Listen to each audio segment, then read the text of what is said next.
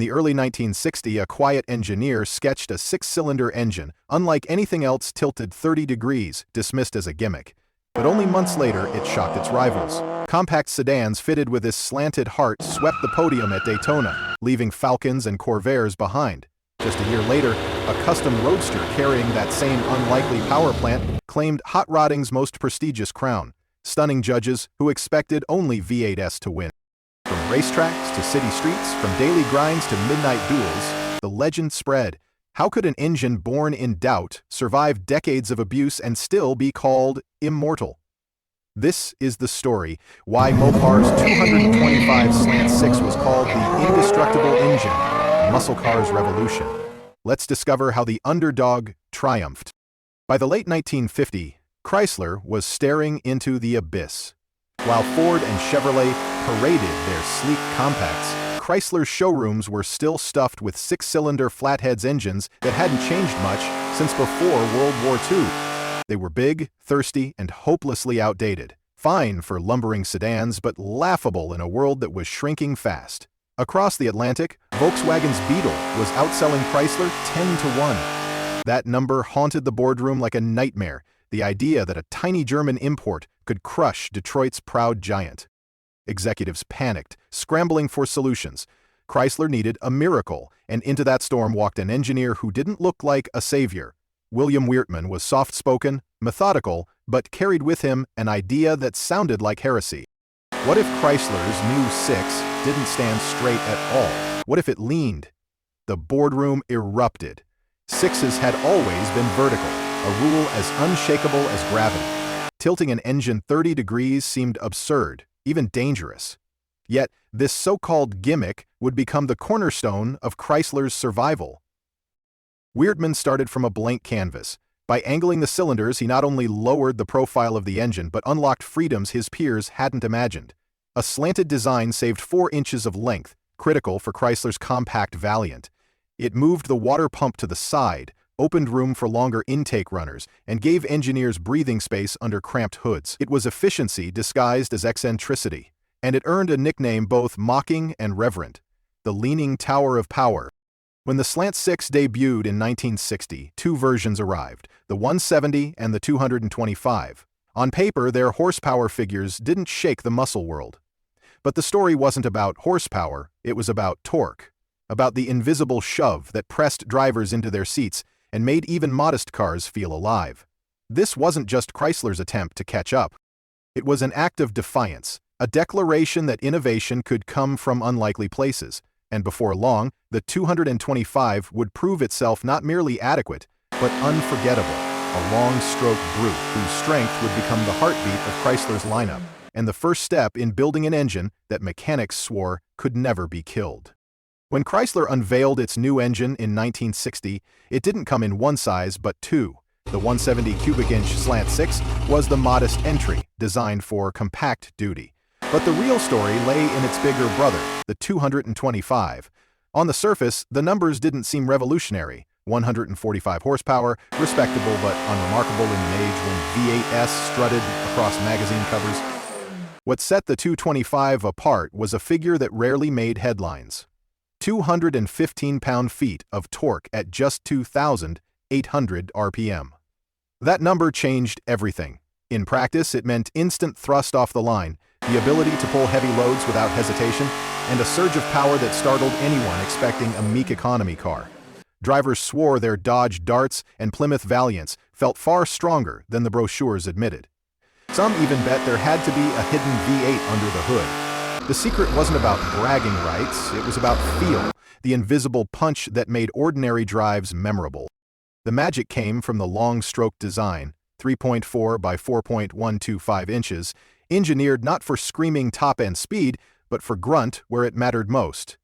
Hills melted away, trailers followed obediently, and merging onto a crowded highway became an act of quiet confidence. The genius of Weertman's slant amplified that effect. By leaning the block, Chrysler's team could design intake runners with sweeping curves, the so-called bunch of bananas. Air and fuel flowed evenly to all cylinders, eliminating the starvation issues common in rival sixes. The result was smooth combustion, reliable power delivery, and fuel economy that pleased fleet buyers and families alike. For working men and women, the 225 wasn't a headline engine, it was a partner. It started in the dead of winter, pulled stubborn loads through summer heat, and asked little in return. In taxis, it meant fewer breakdowns. In households, it meant peace of mind. And yet, while the 225 was proving itself as the iron heart of Chrysler's lineup, the company's executives were already dreaming of the future. Their eyes were fixed on weight reduction, on aluminum alloys and aerospace casting techniques. What came next would test the very reputation of indestructibility that the 225 was busy building, and nearly ruined. The Slant Six didn't earn its reputation for indestructibility from brochures or marketing slogans. It earned it in the hands of mechanics who saw what Chrysler had quietly built. Unlike its fragile competitors, this engine was cast with walls thicker than necessary, a fortress of iron that resisted heat and strain. At its core sat a crankshaft so short and stiff that many believed it was nearly impossible to break. And here was the irony. Chrysler used only 4 main bearings instead of the 7 that rivals relied on. Critics expected weakness, predicting early failure. What they got instead was the opposite: less friction, simpler construction, and a crank that stayed true even under abuse. Taxi drivers in New York, farmers in Kansas, and young street racers across the country all discovered the same thing. This engine didn't care about neglect. Miss an oil change? It still started. Run it hard in summer heat? It kept pulling. Rumors spread of Slant Sixes running with no oil at all, knocking loudly but refusing to die. What made it so enduring was balance. Chrysler hadn't just built a brute, they'd built an engine that combined toughness with elegance. The deep oil pan kept everything lubricated on steep hills and in stop-and-go traffic. The rigid block-cut vibration giving the Slant Six an almost agricultural sturdiness. Mechanics came to admire it not just as reliable, but as forgiving. Where other engines demanded careful maintenance, this one tolerated mistakes and kept going. It became the quiet hero of police fleets, delivery vans, and pickup trucks. The engine you could trust to finish the job even when everything else failed. Yet Chrysler's ambition didn't stop at reliability. In the boardroom, executives demanded lighter cars to face rising competition and new regulations. The solution, they believed, was aluminum. By shedding pounds, the Slant Six could leap into the future and secure Chrysler's place as an innovator. What they created looked revolutionary. Aerospace casting techniques, lighter blocks, futuristic materials, but hidden within that promise was a flaw so dangerous it would nearly destroy the engine's hard-won reputation. The next chapter wasn't about strength, it was about betrayal. By the early 1960s, Chrysler had already proved it could build an engine that outlasted expectations. But the boardroom wasn't satisfied with toughness alone. The industry was turning toward lighter, more efficient designs, and executives demanded that the Slant Six be reborn in aluminum. On paper, it was a brilliant move. Aluminum blocks would shave precious weight, improve fuel economy, and market Chrysler as a pioneer of futuristic technology. Engineers threw themselves into the challenge, adapting aerospace die-casting techniques never before attempted on mass-market engines.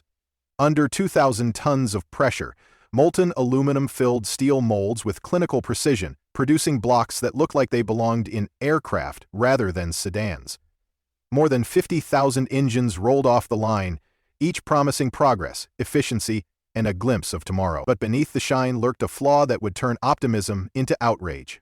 At the heart of the aluminum block was a radical solution: floating iron cylinder liners designed to absorb wear. In theory, it was clever. In practice, it was catastrophic. Mechanics began to see coolant mixing with oil as early as 5,000 miles. Liners shifted, head gaskets failed, and engines overheated with alarming regularity. Customers who had been promised innovation were left stranded by cars that barely lasted beyond break-in. Shops began calling it Chrysler's revenge, a cruel joke that tarnished the Slant Six's rising reputation. Even worse, the aluminum engines demanded a level of care most owners never gave: coolant flushes twice a year, anti-corrosion additives at every refill, and extreme caution during cleaning. Parts were unique, scarce, and expensive, leaving many owners with machines that couldn't be saved. By 1964, Chrysler quietly ended the aluminum experiment. No announcement, no mea culpa, just a quiet retreat back to the cast iron blocks that had already proved unkillable. The contrast was sharp. The iron Slant Six became a legend for shrugging off abuse, while its aluminum twin was remembered as fragile, needy, and doomed. Yet even this failure added to the mythology. It reminded everyone that indestructibility wasn't an accident. It was born of iron, not experiments. And while Chrysler abandoned aluminum, the Slant Six's next chapter would move from laboratories to racetracks, where a package called the Hyperpack would prove that the farm motor could humiliate giants. The aluminum gamble might have shaken Chrysler's confidence, but on the racetrack, a different story was brewing, one that would restore the Slant Six's pride. In 1963, hot rodder Leroy Tex Smith stunned the custom car world with his XR6 Roadster. Beneath the hood wasn't a fire-breathing Hemi or a big block V8, but a Slant Six fitted with triple Weber carburetors and tubular headers. Against all odds, it captured the America's Most Beautiful Roadster award, the crown jewel of hot rodding. A six-cylinder had just humiliated Detroit's eights, and the world took notice. If backyard builders could unlock that kind of performance, what could Chrysler achieve with factory resources? The answer arrived not as a new car, but as a box you could buy at a dealership counter, the Hyperpack. For just $45, any driver could transform their mild-mannered Slant Six into a street and track brawler. The kit was a revelation: a 4-barrel carburetor, domed pistons, a high-lift camshaft, long-ram intake runners, and factory headers, all engineered to work in harmony. Installed on a 170 cubic inch Slant Six, horsepower leapt from a modest 101 to a snarling 148, but numbers told only part of the story. At the 1960 Daytona Compact Car Challenge, Hyperpack-equipped Valiants didn't just compete, they dominated, sweeping the podium first through fourth place and humiliating Ford Falcons and Chevy Corvairs. Drivers like Lee Petty praised its mule-like torque, the kind of grunt that clawed out of corners and left rivals gasping. On short tracks and hill climbs, the Slant Six hit first and hit hardest.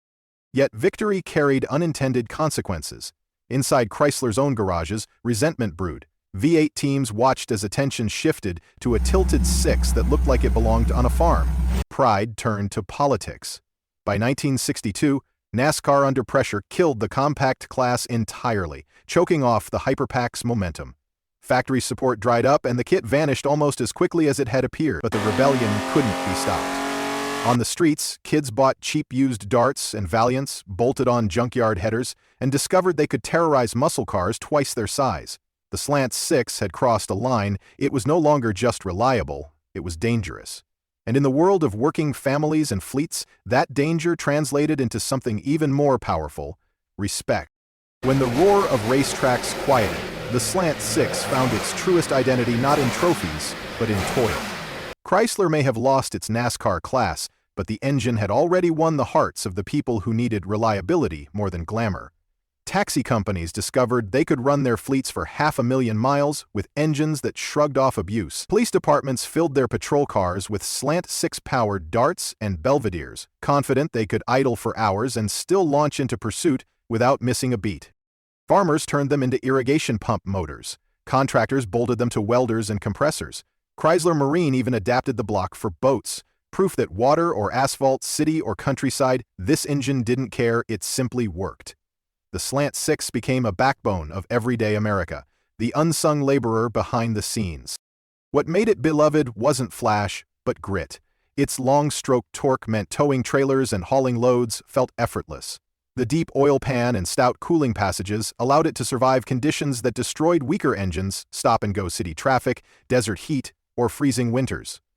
And when something finally wore out, mechanics found it simple to repair and forgiving of mistakes.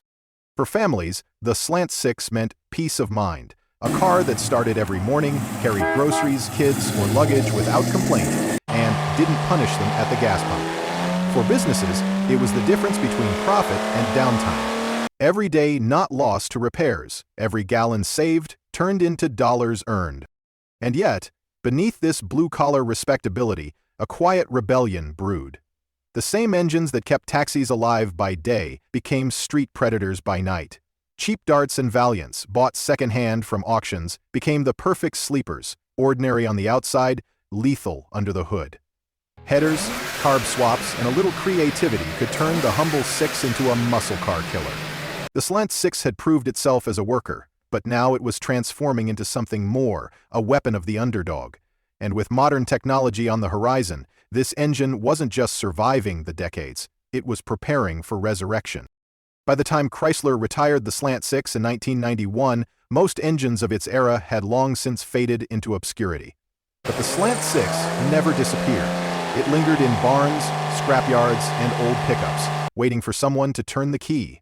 And when modern builders rediscovered it, they asked a question Chrysler never dared. How far can this thing really go? The answer came in the form of turbochargers, electronic fuel injection, and 21st-century tuning. Suddenly, the humble engine that once powered taxis and irrigation pumps was roaring on dynos, spitting out horsepower figures that seemed like fantasy. With just 6 to 8 pounds of boost on a stock bottom end, tuners coaxed 300 horsepower at the wheels, double what Chrysler had advertised 30 years earlier. The same block, once mocked as overbuilt, was now perfect for forced induction, and far from breaking, it begged for more. This resurrection wasn't only about numbers, it was about proving that the blueprint had always been there, waiting. Builders replaced the stock one-bar barrel carburetors with EFI systems like Holly Sniper or Fast, delivering flawless cold starts and precise fuel mapping. Dutra dual headers split the exhaust, cutting back pressure and unlocking an exhaust note that sounded like a V8's leaner, meaner brother. Aggressive camshafts, stiffer valve springs, and larger throttle bodies pushed the rev range higher than anyone in 1960 could have imagined. With forged pistons and bigger turbos, some builds now surpass 400 horsepower territory once reserved for Chrysler's brawniest V8s. Yet what makes these builds so remarkable isn't just the power, it's that they rest on the same architecture Weertman sketched decades earlier. A deep skirt block, a stout crankshaft, and an iron heart that refused to die. Modern technology didn't rewrite the Slant Six, it amplified it. For tuners, the engine became a symbol of rebellion, a reminder that performance doesn't have to come from the obvious places. And as garages across America and Australia continue to breathe new fire into this leaning tower of power, one truth becomes clear: its legend wasn't finished in 1991. The final chapter lay in proving why it could take so much abuse, and why mechanics called it indestructible in the first place. Legends aren't forged in ad campaigns. They're born in the unglamorous places, taxi depots, farmyards, construction sites where engines either quit or endure. The Slant Six endured. Stories spread of Dodge pickups hauling 3-ton trailers across the Mojave with failing water pumps, of taxis racking up 500,000 miles in city traffic without a rebuild, of engines that still fired after years without an oil change. To outsiders, these tales sounded impossible. To mechanics, they were proof of what Chrysler had built, a motor over-engineered not for glamour, but for survival. The deep skirt block resisted vibration. Early forged cranks laughed at punishment. The slanted design improved cooling and kept oil where it needed to be. The Slant Six wasn't perfect, but it was patient. It tolerated abuse, neglect, and mistakes that would kill other engines and gave owners a second, third, even fourth chance. But every legend carries scars. The shift from leaded to unleaded fuel in the 1970s exposed soft valve seats, quietly eating away compression and power. Timing chains stretched after 200,000 miles, throwing cam timing off and causing rough idle. The long cooling path sometimes cooked the rear cylinder, leading to warped heads and blown gaskets. These were real weaknesses, but they didn't erase the engine's reputation. Police cars outlasted their chassis. Work vans retired with the same engine still humming. Industrial pumps ran for decades with barely a tune-up. The Slant Six survived not because it was flawless, but because it was forgiving. By 1991, Chrysler finally retired the Slant Six after more than 3 decades of service. It never chased glory, but it earned something greater: trust. And even today, in barns and backyards, some of these engines sit quietly, waiting for the turn of a key. They remind us of the question Chrysler never answered out loud. Did the company bury its greatest engine to protect its pride in V8s? Or had it simply built something too stubborn, too enduring, too honest to fit the market it lived in? Whatever the answer, the Slant Six remains what its nickname promised from the start: unkillable. The Slant Six wasn't just an engine, it was proof that strength comes from smart design and relentless endurance. From racetrack victories to decades of hard labor, it earned the title of indestructible. But here's the question: If Chrysler had kept pushing its limits, could this humble six have changed muscle car history forever? Share your thoughts below, and don't forget to like, comment, subscribe, and hit the bell so you never miss a story from Muscle Cars Revolution.